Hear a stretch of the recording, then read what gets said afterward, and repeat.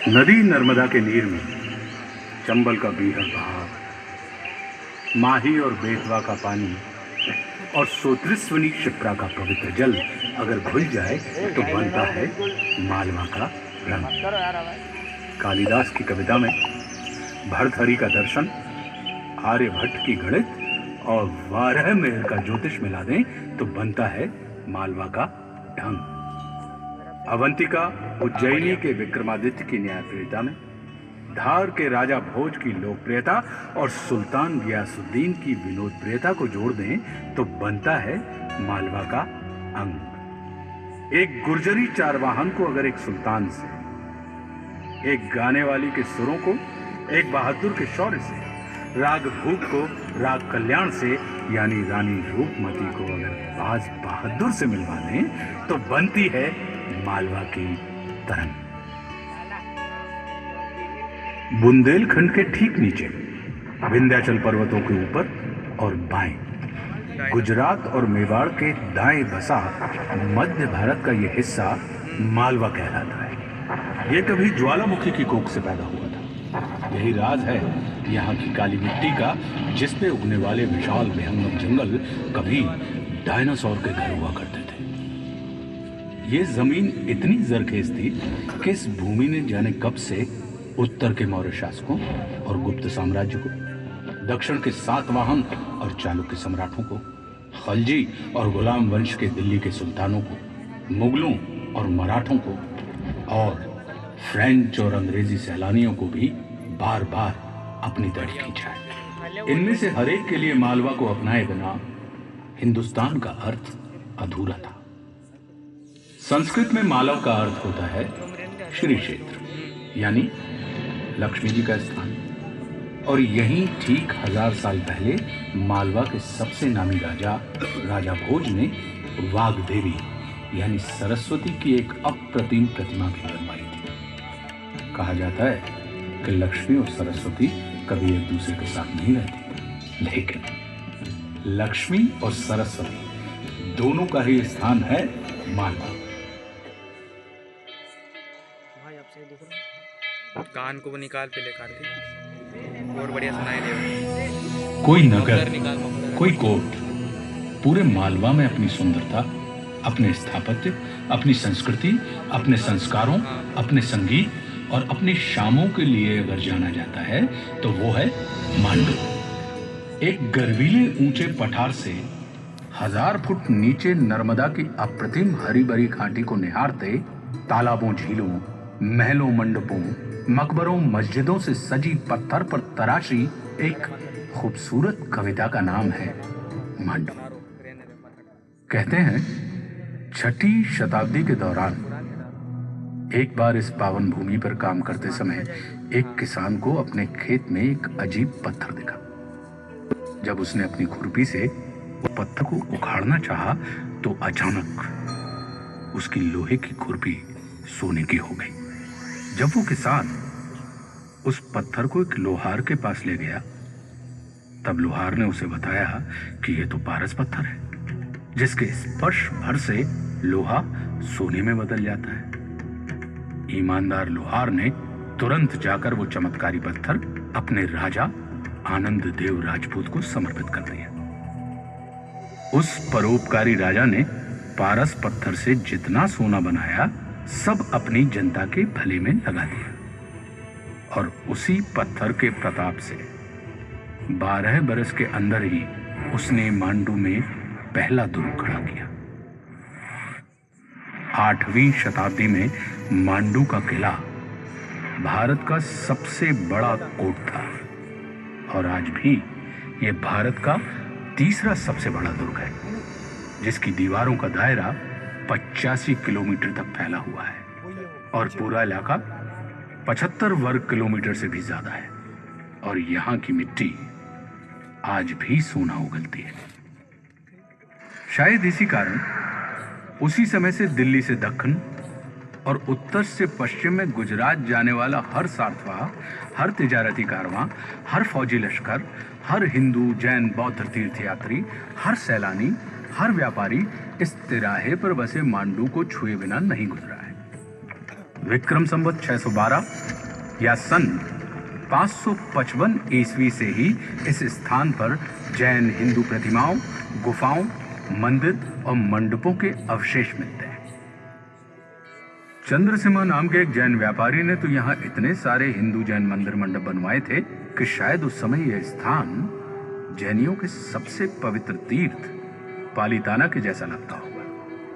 वो ध्वज, वो मंदिर, वो मंडप भले ही वक्त के साथ मिट गए, पर उन मंडपों से मिला हुआ नाम मंडप दुर्ग ही मांडव से बदलते हुए आज मांडू के नाम से मशहूर है।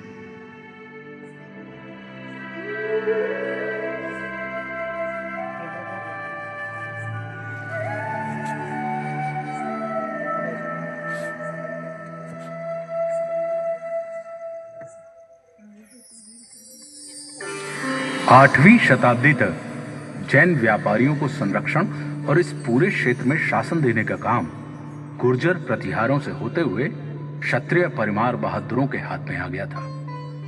और इसी वंश से थे मालवा ही नहीं, संपूर्ण भारत में प्रसिद्ध विलक्षण सम्राट, सैनिक, कवि, लेखक, चिकित्सक, वैज्ञानिक और व्याकरण विशेषज्ञ राजा भोज। यहां से सिर्फ 30 मील की दूरी पर थी उनकी राजधानी धार, जहां से उनका शासन उत्तर में चित्तौड़ से लेकर दक्षिण में कोंकण तक, पूर्व में विदिशा से लेकर पश्चिम में साबरमती तक फैला हुआ था। पर वक्त के साथ सत्ता के बदलाव का असर मालवा की सरजमी पर भी पड़ा।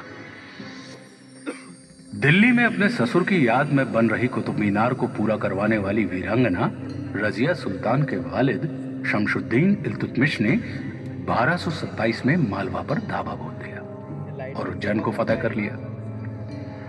किंतु राजा देवपाल ने उनके साथ एक संधि की, जिसकी वजह से मांडू पर आंच नहीं आने पाई।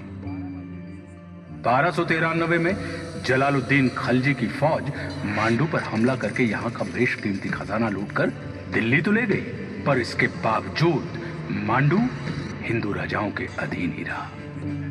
सन 1305 में दिल्ली के सुल्तान अलाउद्दीन खलजी का सेनापति मुल्तानी एक रात जालसाजी से मांडू के किले में दाखिल हो गया और उसने परमार राजा महालक देव का कत्ल कर दिया।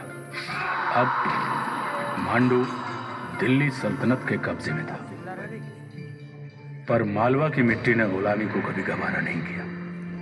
14वीं शताब्दी के अंत में दिल्ली सल्तनत से मालवा भेजे गए सूबेदार दिलावर खान ने दिल्ली से आजाद होने का बिगुल बजा दिया और यहीं से चमक उठी मांडू की किस्मत। दिलावर खान की बनाई मस्जिद आज भी मालवा के उस बहादुर सुल्तान को सलाम करती है।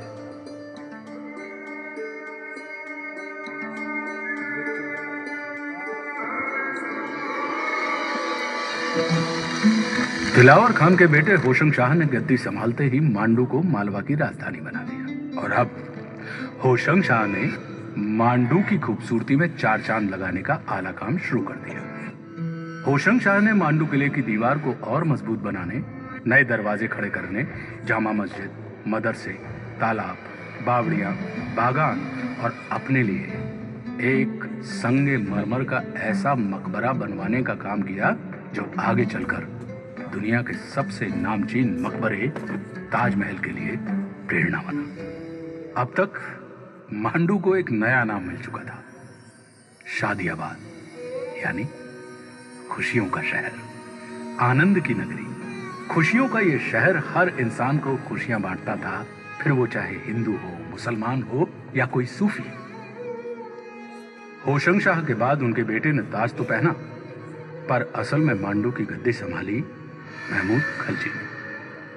1436 में मांडू में तख्ते नशीन होते ही महमूद खलजी ने अपने सल्तनत की सीमाएं बूंदी, कोटा, रणथंभौर से लेकर दक्कन तक और गुजरात से लेकर दिल्ली तक फैलानी शुरू कर दी। उनके वक्त में मांडू ने अदब और तमीरात में ऐसी तरक्की की कि मांडू की मिसाल शिराज और समरकंद के साथ दी जाने लगी। दूर दूर के देशों से राजदूत अब मांडू भेजे जाते, जिनमें तैमूर के खानदानी और मिस्र के खलीफाओं के नुमाइंदे भी शामिल थे, जो तमाम तरह के मलमल के साथ, जैसे अरबी घोड़ों, परंदों, गाने नाचने वाली रक्कासाओं, गुलामों और फारसी बोलने वाली मैनाओं का तोहफा लेकर मांडू के दरबार में हाजिर होते थे।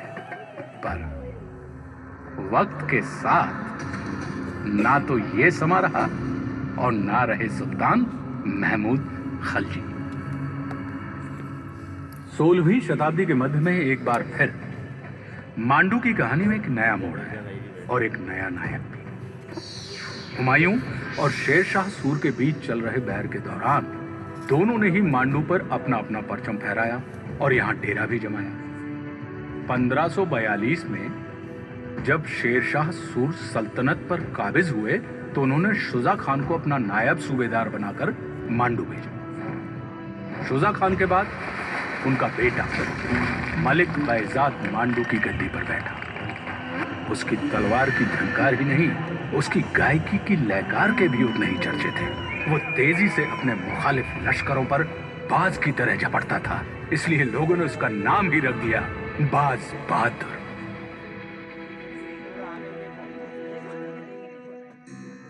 कहते हैं एक रोज बाज बहादुर नर्मदा के किनारे शिकार खेल रहा था कि एक हिरन का पीछा करते करते वो धर्मपुरी नगर के पास पहुंच गया। पर वहां उसने एक ऐसी आवाज सुनी जिसके जादू से वो हिरन को भी भूल गया। आवाज का पीछा करते हुए जब वो आगे बढ़ा तो एक बरगद के नीचे उसने देखा कि एक रूपसी गुर्जरी राग तोड़ी का एक नया रूप गा रही थी जिसमें पंचम स्वर नहीं था। बाज बहादुर भी उस सुंदरी के सामने उसी तरह ठगा सा खड़ा हो गया जैसे बहुत से परिंदे और चरिंदे, और वो हिरन भी मुग्ध होकर उस रूपसी का मधुर गान सुन रहा था। जब उस रूपमती गुर्जरी की नजर बाज बहादुर पर पड़ी तो वो भी उसके रूप पर मोहित हो गई। बाज, हम अपने दिल से विवश हैं। ये दिल आपसे प्रेम करता है और माँ रेवा की अर्चना। आपके पास आते हैं तो नित्य प्रभात माँ के दर्शन से वंचित रह जाएंगे, और अगर नहीं आते तो इसमें क्या मुश्किल है? हम अभी से हल किए देते हैं। रेवा कुंड का निर्माण किया जाएगा। कृत्रिम जल मार्ग से होते हुए मां रेवा का जल आपके निवास तक पहुंचेगा। यूं आप मां रेवा के दर्शन कर पाएंगी और हम आपके।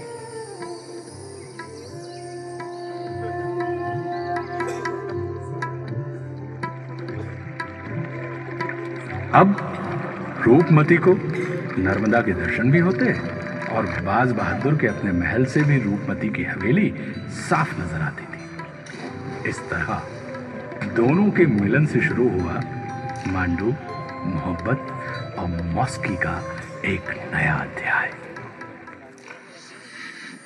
मगर मोहब्बत का ये राग फतेहपुर सीकरी में बैठे बादशाह अकबर को रास में आया। अपनी आंखों में पूरे हिंदुस्तान को फतह करने का ख्वाब सजोए मुगल आजम का अगला लक्ष्य था मांडू पर कब्जा करना, और अकबर ने अपने एक सिपह सलार आदम खान को पूरे लाव लश्कर के साथ मालवा की तरफ रवाना कर दिया। हम मांडू जाएंगे सिर्फ इसलिए नहीं कि वो एक दारुल सल्तनत है, बल्कि इसलिए भी कि वहां है हुस्न का कोहिनूर, नाम है रूपमती। सुना है जिस नफासत से उसका रूप तराशा गया है, उतनी ही नजाकत भरी अल्लाह ने उसे आवाज बख्शी है। हम इस दीदार को बेदाव हैं। उसने सीधे आकर अपना डेरा जमाया सारंगपुर में। खबर मिलते ही रूपमती ने पूरे रस्म रिवाज के साथ बख्तरबंद पहनाकर कवच से सजाकर अपने वीर बाज बहादुर को युद्ध के लिए रवाना किया।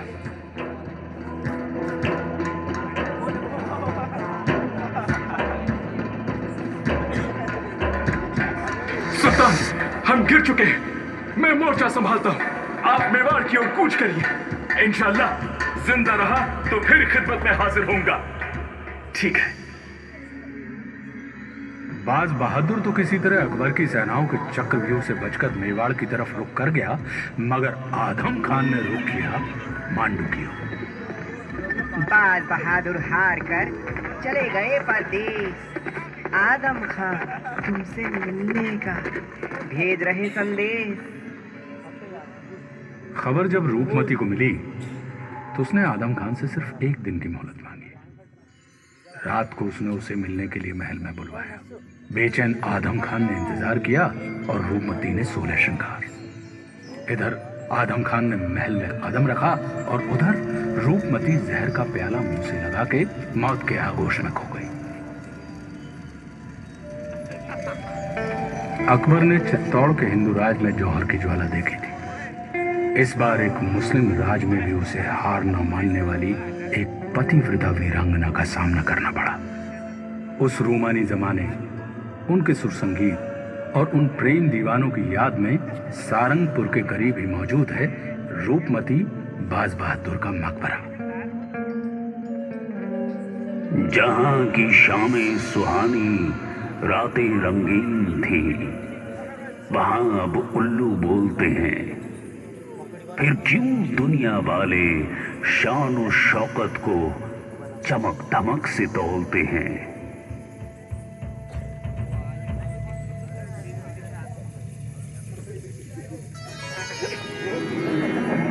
ये कहने वाले अकबर को क्या पता था कि कोई और नहीं, खुद उनका बेटा जहांगीर मांडू पर ऐसा फिदा होगा कि वो बार बार यहां आएगा और महीनों महीनों यहीं बिताएगा। जहांगीर खुद लिखते हैं कि 14वीं शाबान यानी शबे बारात की रात मांडू में जितनी हसीन थी उतनी मैंने कहीं नहीं देखी। तालाब के किनारे नूरजहां बेगम का महल ऐसी रोशनियों, आतिशदानों और फानूसों से सजा था कि लगता था पानी पे एक आग सी तैर रही हो। सन 1617 में जब जहांगीर 7 महीनों के लिए मांडू आए तो लंदन से अपने दरबार में आए बरतानियों के राजदूत सर टॉमस रॉ को भी अपने साथ मांडू ले आए थे। यही 1-2 सितंबर की रात उनकी 45वीं सालगिरह मनाई गई थी, जिसमें शरीक होने के लिए वली अहद शाहजहां भी दक्कन से मांडू आए थे। मांडू में मनाई गई जहांगीर की जन्मदिन की कहानी टॉमस रॉ ने कुछ यूं बयान की है। बादशाह सलामत सोने की तख्त पर नुमाए थे, जिस पर बेहिसाब हीरे जवाहरात जड़े थे। फिर उन्हें एक सोने के तराजू में बिठा के उन्हें 6 बार चांदी से तौला गया और फिर एक बार सोने की डेरियों, जवाहरातों की बोरियों, जरी के रेशमी कपड़ों, कीमखाब के जोड़ों, सूती लिबासों, बेशकीमती मेवों, मसालों और अनाज से फिर सारी चांदी गरीब गुरबों में तकसीम कर दी गई और बाकी सामान कीमती सामान ब्राह्मण को दान में दे दी गई। इसके बाद जहां पना ने अपने हाथों से सोने चांदी के पत्थर से जड़े मेवों अपने अमीरी दरबारियों में फेंकने शुरू कर दिए। सब तरफ अफरा तफरी मची थी और हर कोई उन्हें लूट रहा था। मुझे एक कोने में खामोश कर देख बादशाह ने अपने पास बुलाया और मेरे दामन उन बेशकीमती मेवों से भर दिया।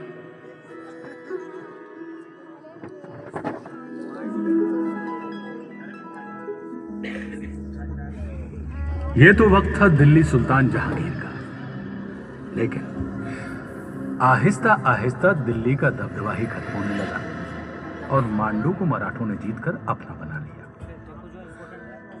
मल्हार राव होलकर से होते हुए मांडू पेशवा बाजीराव के कब्जे में आ गया।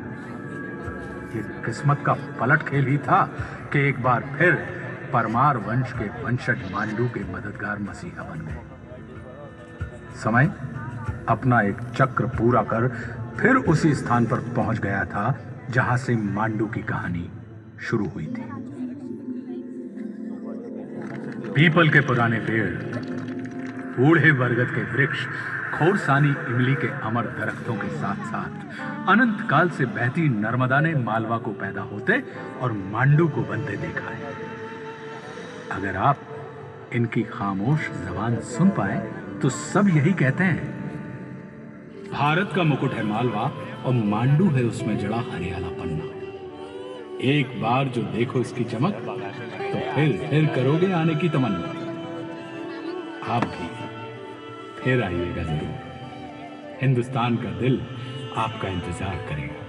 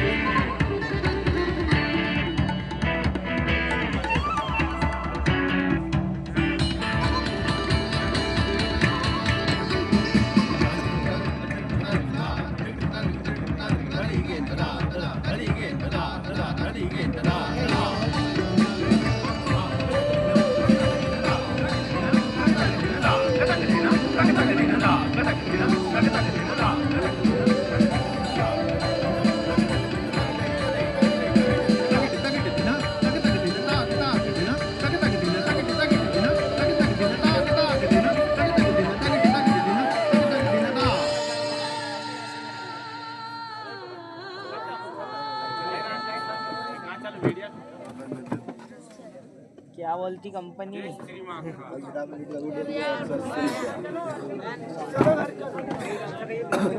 ये एक महल है यार, इस पे से इधर से बताया था।